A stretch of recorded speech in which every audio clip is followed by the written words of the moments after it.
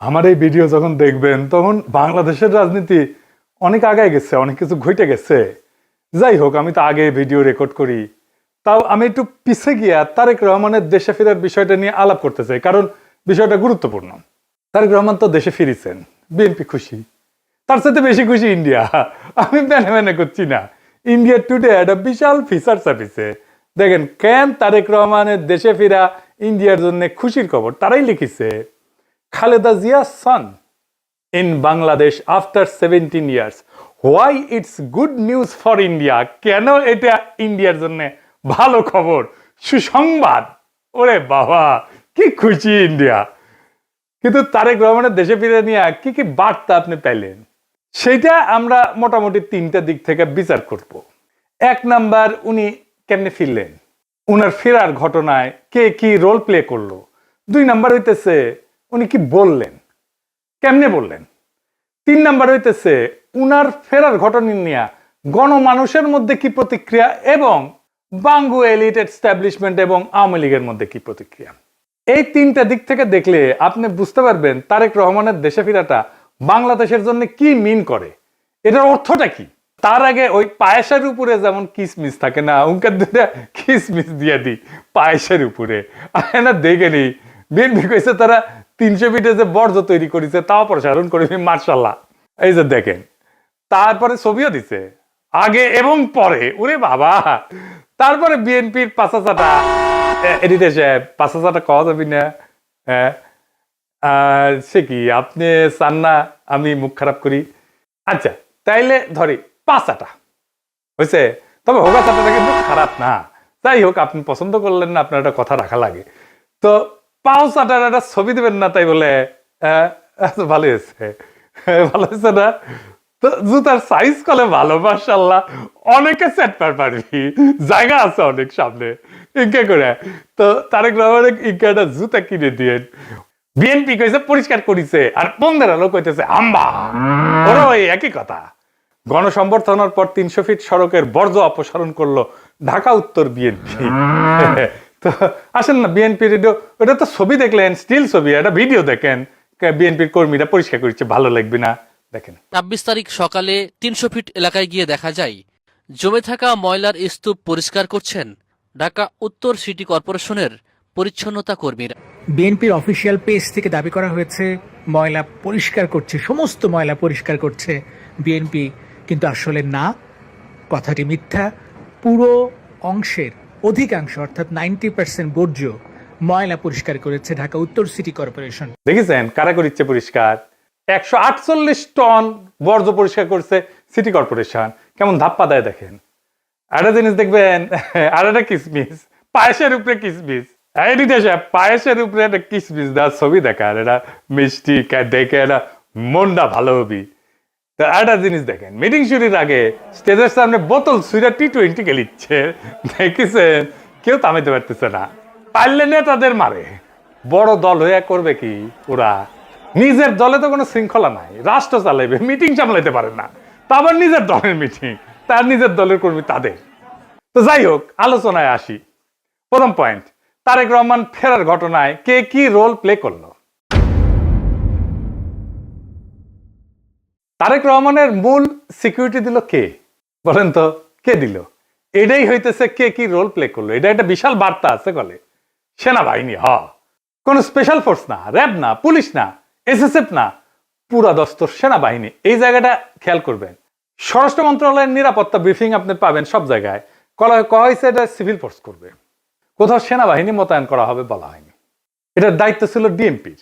দেখেন ডিএমপির ব্রিফিং দেখেন, 2000 পুলিশ সদস্য মোতায়েন থাকার কথা ছিল। পুলিশ দেখেছেন অল্প কিছু দেখতে পারেন, দেখেন নাই, মূলত চারিদিকে ঝাঁকে ঝাঁকে আর্মি। দেখেন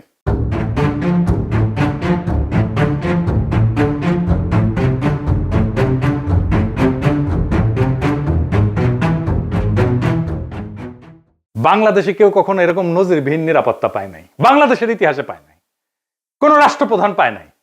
যাই হোক, এই যে আর্মি নিরাপত্তা, এটা প্রফেসর ইউনূসের সরকার সিভিল প্রশাসনকে উপেক্ষা কইরা ওয়াকার দিছে। এটা ওয়াকারের শক্তি প্রদর্শন, ও বুঝায় দেয় সবাইকে যে আর্মি তারেক রহমানের সাথে আছে। বুঝে চাও? এটা হইতেছে message, hidden message. Tarique Rahman বাংলাদেশের নেক্সট প্রাইম মিনিস্টার হওয়া কন্টেন্ডার, সন্দেহ নাই, হইতে পারবে কিনা সেটা সন্দেহ আছে। তবে ওই তো একাই কন্টেন্ডার না, তাই না? ওনার দলের কাছাকাছি সাংগঠনিক শক্তি নিয়ে প্রতিদ্বন্দ্বী রাজনৈতিক জোট দাঁড়াইতেছে, এমন একটা ভাব তৈরি করা হইতেছে তারেক রহমান না থাকলে বাংলাদেশ উচ্ছন্নে যাবে, উনিই পারবেন বাংলাদেশকে পথে আনতে। যাই হোক, আমরা পরের ইস্যুতে যাই। উনি কি বললেন, কেমনে বললেন, আমরা এই ইস্যুতে ফিরে আসবো। কেন এরকম ধারণা তৈরি করা হয়েছে উনি নেক্সট প্রাইম মিনিস্টার এবং উনি দেশটাকে ঠিক করতে পারবেন? উনি বক্তৃতায় নিরাপদ জীবন, নিরাপত্তা, এই জীবন জিনিসটা বারবার উল্লেখ করছেন, 5 বার।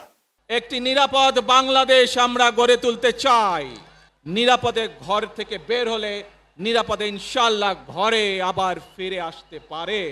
যে কোনো মূল্যে আমাদেরকে নিশ্চিত করতে হবে যাতে মানুষ নিরাপদ থাকতে পারে। শিশু হোক, নারী হোক, পুরুষ হোক, যে কোনো বয়স, যে কোনো শ্রেণী, যে কোনো পেশা, যে কোনো ধর্মের মানুষ যেন নিরাপদ থাকে, এই হোক আমাদের চাওয়া। আজকে বিগত 15 বছর স্বৈরাচারের বিরুদ্ধে শত শত হাজারো গুম খুনের শিকার হয়েছে শুধু রাজনৈতিক দলের সদস্য নয়, নিরীহ মানুষের প্রতিবাদ করতে গিয়ে অত্যাচার নির্যাতনের শিকার হয়েছে, জীবন দিয়েছে। আবারও সকলকে যে কোনো মূল্যে দেশে শান্তি শৃঙ্খলা রক্ষার আহ্বান জানিয়ে যে কোনো বিশৃঙ্খলাকে পরিহার করে ধৈর্যের সাথে মোকাবেলা করার আহ্বান জানিয়ে আমার বক্তব্য শেষ করছি। এটা কোনো দুর্ঘটনাবশত কাকতালীয় ঘটনা না, এই বারবার ফিরে আসা, এইটা সেন্ট্রাল থিমেটিক অ্যাঙ্কর তার বক্তৃতার। পুরা বক্তৃতায় ছড়ায় থাকা কোর মেসেজ। এটা শুধু একটা কথার কথা না, পুরা বক্তৃতার একটা নৈতিক ফ্রেম এই নিরাপত্তা, মানুষের নিরাপত্তা। ভাষণের প্রধান নরমাটিভ ক্লেইম মানুষ যেন নিরাপদ থাকে। নরমাটিভ ক্লেইম কারে কয় জানেন তো? জানেন অবশ্যই, তাও কই আর কি। নরমাটিভ ক্লেইম বলতে বোঝায় এমন একটা বক্তব্য যে যা কি হওয়া উচিত, কি করা উচিত, বা কোনটা নৈতিকভাবে সঠিক বা ভুল, এই প্রশ্নগুলোর উত্তর দেয়। এটা কোনো বাস্তব বর্ণনা না, এটা মূল্যবোধ, নৈতিকতা এবং আদর্শ নিয়ে কথা বলে। নরমাটিভ ক্লেম সবসময় এরকম হওয়া উচিত টাইপের দাবি, এবং এই নরমাটিভ ক্লেমের বৈশিষ্ট্য সত্য মিথ্যা দিয়ে যাচাই করা যায় না। এটা নৈতিক, রাজনৈতিক বা সামাজিক মূল্যবোধ প্রকাশ করে। এইগুলা নীতি নির্ধারণে ব্যবহার করা হয় এই শব্দটা। উচিত, দরকার, ন্যায়সঙ্গত, অন্যায়, ভালো, মন্দ, এগুলো হইতেছে নরমাটিভ ক্লেম। যেমন ধরেন, আমি যদি বলি রাষ্ট্রের দায়িত্ব নাগরিকদের নিরাপত্তা নিশ্চিত করা, এটা নরমাটিভ ক্লেম, বুঝাও। তারপরে ধরেন গুম খুনের বিচার হওয়া উচিত, এটা নরমাটিভ ক্লেম। সব মানুষের সমান অধিকার থাকা দরকার, এটা নরমাটিভ ক্লেম। কি হওয়া উচিত এটা বলতেছে। আবার দেখেন এই নিরাপত্তা ইস্যুটাই আওয়ামী লেসপেন্সার নবনীতা কথাটাকে দইরা পারলে তারেক রহমান জিন্দাবাদ দেয়া সিক্কুর দেওয়া ওঠে। দেখি যাও এত আরাম পেয়েছে কেন এই কথায় পার বাকশালীরা, কেন ফাল পারিচ্ছে জানেন? পরে আসিচ্ছি সব একসাথে নিয়ে এইটা যখন এপিসোড যখন শেষ করবো তখন এটার উত্তরটা পাবেন। এই নিরাপত্তা কথাটা কেন নবনীতার এত পছন্দ, আওয়ামী লীগের এত পছন্দ, সেটা একটু বুঝে দেখে আসেন। এই নিরাপত্তা কথাটাই নবনীতার নেত্রীরা বাঁচাবে, আওয়ামী পান্ডাদের বাঁচাবে। এই নিরাপত্তা কথাটাই আর্মির দুর্বৃত্ত জেনারেলদের বাঁচাবে। উনি গুমের কথা বলছেন, কিন্তু কে করছে, কারা করছে সেটা বলেন নাই। তাদের বিচারের কথা বলেন নাই, 2024-এর শহীদের কথা বলেন নাই, এমনকি আবু সাইদ মুগ্ধর কথা বলেন নাই। উনি নিরাপত্তা সবার উপরে রাখছেন, শহীদদের উপরে রাখছেন। উনি হাসিনাকে ফ্যাসিস্ট পর্যন্ত বলেন নাই, স্বৈরাচার বলছেন। বিগত 15 বছর স্বৈরাচারের বিরুদ্ধে শত শত হাজারো গুম খুনের শিকার হয়েছে শুধু রাজনৈতিক দলের সদস্য নয়, নিরীহ মানুষের প্রতিবাদ করতে গিয়ে অত্যাচার নির্যাতনের শিকার হয়েছে, জীবন দিয়েছে। আমাদের সমাজের প্রথম রাজনৈতিক কর্তব্যটা কি এখন? দুইটা জিনিস তো, একটা হাসিনার অপরাধের বিচার, হাসিনার প্রশাসনের অপরাধের বিচার, নাম্বার 2 রাষ্ট্রের সংস্কার, তাই তো? আর তো কিছু না। কিন্তু উনি দুইটার কোনোটাও টাচ করলেন না। উনি নিরাপত্তা, মানুষের নিরাপদ জীবন দিয়ে ন্যায় বিচার, সংস্কার সবকিছু উড়াই দিলেন। তো তাইলে এই ভাষণ আমাদেরকে কোথায় নিয়ে যাচ্ছে? আমাদের এখন একটা সোজা প্রশ্ন তুলতে হবে যে রাজনৈতিক ভাষণের নিরাপত্তা যখন প্রধান ফ্রেম হয়ে ওঠে তখন ন্যায় বিচার কোথায় যায়, সংস্কার কোথায় যায়? এই প্রশ্নটা বুঝতে হইলে আগে একটা পার্থক্য বুঝতে হবে। আসেন সেটা বুঝে দেখি। ন্যায় বিচার ফ্রেম ন্যায় বিচারের প্রশ্ন তোলে, কে অপরাধ করছে, কার দায়, কার শাস্তি, কি শাস্তি, কোন আদালতে, এইগুলো কেন্দ্রে থাকে, মানে অ্যাকাউন্টেবিলিটি। আর নিরাপত্তা ফ্রেমে এটাতে কি থাকে? এইদিকে লেখেন, মানুষ যেন ভয় না পায়, সংঘাত না হোক, আর কোনো ঝামেলা না হোক, স্থিতিশীলতা আসুক, সবাই নিরাপদ থাকুক, এটার কেন্দ্রে থাকে স্ট্যাবিলিটি। এই তারেক রহমানের বক্তৃতায় নিরাপত্তা ফ্রেমটা ন্যায় বিচার ফ্রেমের উপরে বসানো হয়েছে, সবার উপরে। কিভাবে? গুম খুন বলা হয়েছে, কিন্তু বলা হয়নি কে করছে, কোন বাহিনী করছে, কিভাবে বিচার হবে। কিন্তু বলা হচ্ছে যে কোনো মূল্যে যেন মানুষ নিরাপদ থাকে। এই এক লাইনে যেটা ঘটে যায় সেটা অতীতের সমস্ত অপরাধ ভবিষ্যতে স্থিতিশীলতা দিয়ে ঢাইকা দেওয়া হয়। বিচারের বদলে স্ট্যাবিলিটি, জাস্টিসের বদলে শান্তি। এটাই জাস্টিস, ন্যায় বিচার, বিচারকে ডিনাই করার কৌশল। বিচার সংস্কার এটা যদি কেন্দ্রীয় কথা হইতো, তাইলে বিচার, দায়, ট্রাইব্যুনাল, সংস্কার এগুলোই মূল বক্তব্যের বিষয় হতো, বারে বারে আসতো। কিন্তু এখানে আসছে মানুষ যেন নিরাপদ থাকে, মানে ন্যায় বিচার পরে, নিরাপত্তা আগে। নিরাপদ থাকবে কেমনে? যে অপরাধগুলো হয়েছে সেটার বিচার না হলে নিরাপত্তা কোত্থেকে আসবে? এটা কি ইচ্ছা করে করছে? হ্যাঁ, ইচ্ছা করে করছে। ন্যায় বিচার বললে ওয়াকার ডরাইবে, ন্যায় বিচার বললে পুলিশের দুর্বৃত্ত পুলিশ অফিসাররা ডরাইবে, ন্যায় বিচার বললে হাসিনা ডরাইবে, আওয়ামী লীগ ডরাইবে। এই নিরাপত্তা ফ্রেমের ভেতরে কি আছে জানেন? এই নিরাপত্তা ফ্রেমের মধ্যে লুকায় আছে আওয়ামী লীগের দায় মুক্তি। কোন আইন করে ক্ষমা না, কিন্তু বিচার না হওয়া। আইন করে ক্ষমা করবে না, কিন্তু বিচারই করবে না। কারণ গুম খুন আছে, দায়ী তো কেউ নাই, কে করছে সেটা তো বলে নাই। বিচারের রোডম্যাপ নাই, নির্বাচনের রোডম্যাপ নিয়ে পাগলা হয়ে গেছিল। বিচারের কোনো রোডম্যাপ নাই। যত সময় যাবে অপরাধগুলো ঝুলে যাবে না। এই কারণেই তরুণেরা, তরুণদের রাজনৈতিক দল এনসিপি বিএনপির সাথে নাই। কারণ তরুণরা তো জানতে চাইবে কে করলো, কেন করলো, শাস্তি কি। নিরাপত্তার ফ্রেম তারেক রহমানের এই উত্তর দেবে না। বিএনপি আর তার বুদ্ধিজীবীরা বুঝতেই পারতেছে না, ন্যায় বিচারকে পিছাই দিলে ভবিষ্যতের বড় রাজনৈতিক সংকট তৈরি হয়। মানুষ যখন বিচারহীনতা দেখবে নিজের হাতে আইন তুলে নেবে। আর শেষ বিচারে তো বিচারহীনতা কোনো ইনসাফ না।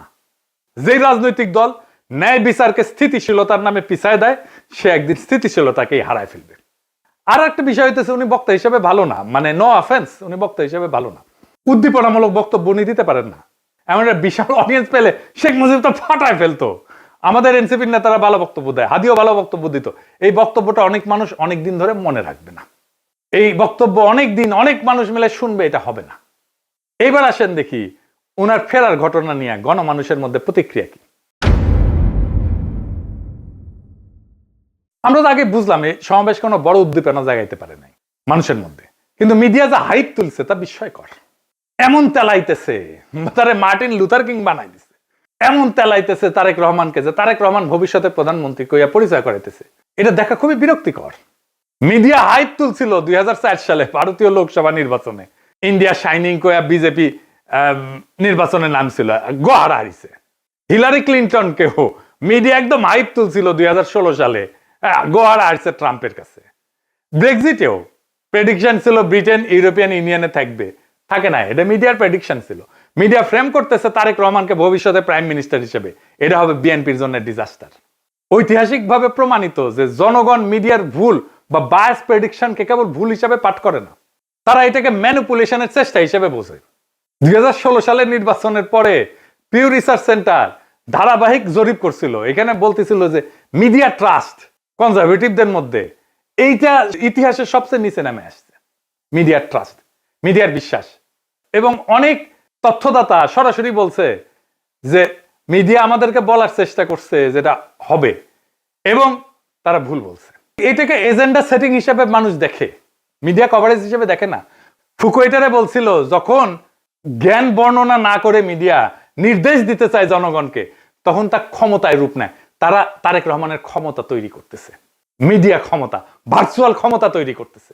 আর হান্না আন্ড্রেড বলছিল যে এমন ক্ষমতা জনগণ নীরবে সহ্য করে না, সে প্রত্যাখ্যান করে।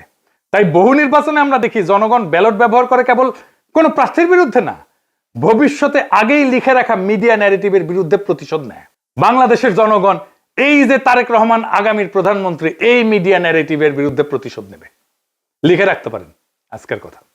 তারপরে ধরেন পাবলিকের যা হয়রানি হয়েছে দেখেন একটু। দেখেন কি পরিমাণ লোক এয়ারপোর্ট থেকে সবাই লাগেজ মাথায় করে কিন্তু বের হচ্ছে। দেখেন, আপনারা দেখলে অবাক হয়ে যাবেন যে শত শত না হাজার হাজার লোক আটকে পড়েছিল, যারা প্রবাস থেকে বাংলাদেশে আজকে আসছে বা কালকে রাত্রে যারা আসছে বের হয়ে যেতে পারছে, আজকে যারা আসছে সহজে কিন্তু সকালবেলা বের হতে পারে নাই। এখন তারেক রহমান সাহেব বের হয়ে গেছে, সবাইকে বের হওয়ার ব্যবস্থা করছে এবং সবাই বের হয়ে যাচ্ছে। আর একটা হয়রানি দেখেন পাবলিক কি করছে।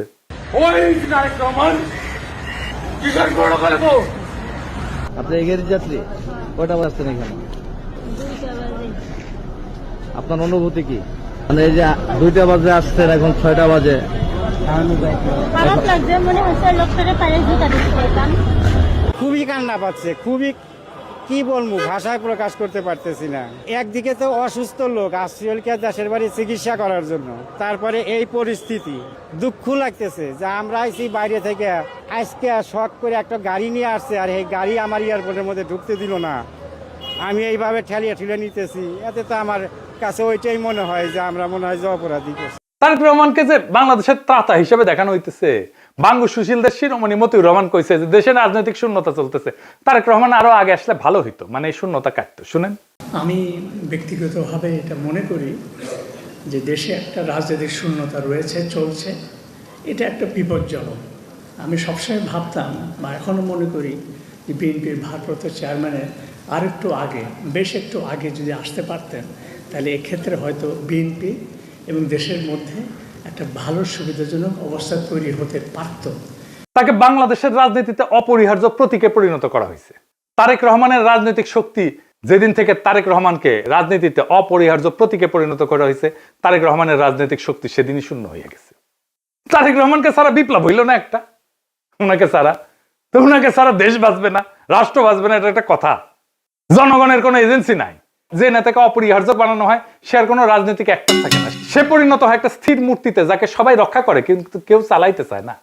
কারণ রাজনৈতিক অ্যাক্টর হওয়ার মানে হইল সিদ্ধান্ত নেওয়া, আর অপরিহার্য হওয়ার মানে হইল সিদ্ধান্ত এড়ায় যাওয়া। সিদ্ধান্ত মানেই ঝুঁকি, আর ঝুঁকি মানেই প্রতীকের ক্ষয়। তাই সেই নেতার চারপাশে এমন এক সুরক্ষা বলয় তৈরি করা হয় যেখানে প্রত্যেকটা সম্ভাব্য সিদ্ধান্ত আগে আটকায় যায়। সে কথা বলে সাবধানে, নড়ে অনুমতি নিয়া, কার্যত উন্নতের সিদ্ধান্তের বাহক হইয়া ওঠে। আর সে ব্যর্থতার দায় নিতে পারে না, কারণ দায় নেওয়া মানেই তো মানুষের কাতারে নামায় না, সেই প্রতীক ভেঙে যাওয়া। যে অপরিহার্য ফ্রেম তৈরি করা হয়েছে, এই ন্যারেটিভ ভেঙে যায়। ফলে রাজনীতি ব্যক্তির হাত ধরে আগায় না, ওই ব্যক্তিকে ঘিরে জমে থাকে, জমাট হইয়া থাকে। তারেক রহমান কোনো সিদ্ধান্ত নিতে পারতেছে না, আমি দেখাই দেবো সিদ্ধান্ত নিতে পারতেছে না, ওটা আমি দেখাই দেবো এই কয়েকদিনের মধ্যেই। এই অবস্থায় নেতার উপস্থিতি শক্তির চিহ্ন না, বরং স্থবিরতার প্রমাণ। অপরিহার্য নেতা মানে শক্তিশালী নেতা না, অপরিহার্য নেতা মানে এমন একজন যাকে ব্যবহার করা যায় না, শুধু পাহারা দেওয়া যায়। তাই দেখতেছেন না, খালি পাহারা আর পাহারা, নজিরবিহীন পাহারা। এত পাহারা বাংলাদেশের ইতিহাসে কেউ পায় নাই। উনি কিচ্ছু করতে পারবেন না, রাজনীতি তো দূর কি বাদ, কিছুই করতে পারবেন না। আর বড় দল কিন্তু চিপসের প্যাকেটের মতো বেশিরভাগই বাতাস, মিচিয়ানা চিপস। দলের প্রধান নেতা আসবে, মির্জা ফখরুল বলল তারেক রহমান যেদিন আসবে সেদিন দেশ যেন কাঁপে ওঠে, কাঁপুনি দিবে। আমি আপনাদেরকে জানাতে চাই, নেতা যেদিন আমাদের আসবেন, যেদিন বাংলাদেশে পা দেবেন, সেদিন যেন সমগ্র বাংলাদেশ কেঁপে উঠে। বন্ধুগণ, এই কাপাকাপি করতে গিয়া একটা প্রোগ্রাম নিছে। পঙ্গু হাসপাতালে আহত জুলাই যোদ্ধাদের দেখতে যাবে তারেক রহমান। আসার পরে দেখা গেল পঙ্গু হাসপাতালে জুলাই যোদ্ধা নাই, একজনও নাই। এটা কারোই মাথায় আসেনি, তারেক রহমানেরও মাথায় আসেনি যে ওখানে আসলে কেউ আছে। 3টা না 4টা প্রোগ্রাম তো কয়দিনে, তাই না? এতদিন ধরে প্রস্তুতি নিচ্ছে। আচ্ছা, জুলাই যোদ্ধা কে কে আছে? উনি গেলে কোন ওয়ার্ডে যাবেন, কার সাথে দেখা করবেন, কি নিয়ে যাবেন, কোনো পরিকল্পনা নাই। এই হইতেছে রাষ্ট্র ক্ষমতায় যাবে যে দল, সেই দশের প্ল্যানিং দেখেন। রাজনীতি আগাইলো, ওরা তো কাঁপাইতে চাইতেছেন, রাজনীতি করতে চাইতেছেন না, স্পেকটাকাল দেখাইতে চাইতেছেন। পলিটিক্যাল লিডারের স্পেকটাকাল হইতেছে তার বক্তৃতা, তার রাজনীতি। কত লোক দেখতে আসছে জনসভায়, কত লোক হাজির হয়েছে, এটা স্পেকটাকাল না। কাঁপায় দিছে কিনা এটা পলিটিক্যাল স্পেকটাকাল না। আর পাবলিক সাফারিংস, এইটার জন্য কি পাবলিক সাফারিংস হয়েছে? তাহলে ফাইনালি ওনার যে এই হোম কামিং, দেশে ফিরে আসা, এর পিছনে আসলে কি? এইটা হইতেছে এক ত্রিভুজ প্রেমের লম্বা কাহিনী। ত্রিভুজ প্রেম কইলে এটা ঠিক জমে না, অন্য কিছু কইলে ভালো হইতো, আর একটু দুষ্টু কথা কইলে ভালো হইতো, আমি আর কইব না ওইটা। তো যাই হোক, বুঝাই দিয়েছেন কি কইতে চাইতেছি আর কি, বুঝছাও তো। মানে ত্রিভুজ প্রেমে তো একজনের ছেঁকা খাইতে হয়, এটি না, এটি 3জনই মজা পায় আর কি, বুঝছাও। তো যাই হোক, তো এই ত্রিভুজ প্রেমের 3 অ্যাক্টর হইতেছে ওয়াকার, এডিটর সাহেব, এটা ত্রিভুজ আকাম, এটা ওয়াকার একদিকে বিএনপি আর ইন্ডিয়া। ওয়াকার আর দুর্বৃত্ত জেনারেলের লাগবে গুমের বিচার থেকে বাঁচা, ইন্ডিয়ার লাগবে আগের জমিদারি ফিরে পাওয়া, আর বিএনপির লাগবে ক্ষমতা। এই 3 শক্তি এক হইছে, একজনকে আর একজনের লাগবে। ওয়াকারের বিএনপি আর ইন্ডিয়াকে লাগবে, বিএনপির ওয়াকার আর ইন্ডিয়াকে লাগবে, আর ইন্ডিয়ার ওয়াকার আর বিএনপি কে লাগবে। কি মজা!